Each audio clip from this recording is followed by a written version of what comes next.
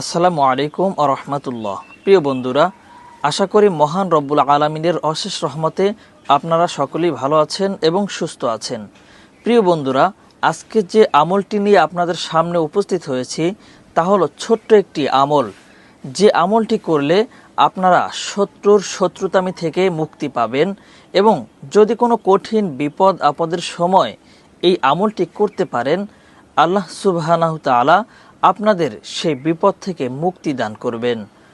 তো এই আমলটি আপনারা কিভাবে করবেন, কোন সময় করবেন এবং আমলটি কি এখন বিস্তারিত বলবো, তাই ভিডিওটা না টেনে সম্পূর্ণ দেখার অনুরোধ করছি।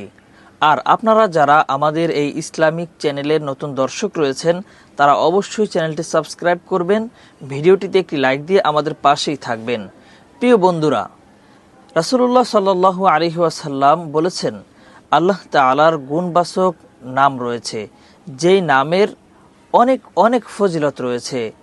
রাসূলুল্লাহ সাল্লাল্লাহু আলাইহি ওয়াসাল্লাম আরও বলেছেন, যে ব্যক্তি আল্লাহ তাআলার গুণবাচক নামের আমল করবে সে ব্যক্তি জান্নাতে যাবে। তো বন্ধুরা, আল্লাহ তাআলার সেই গুণবাচক নামটি কি, যেই নামটি পাঠ করলে আপনারা বিপদ থেকে মুক্তি পাবেন এবং শত্রুর শত্রুতামি থেকে মুক্তি পাবেন।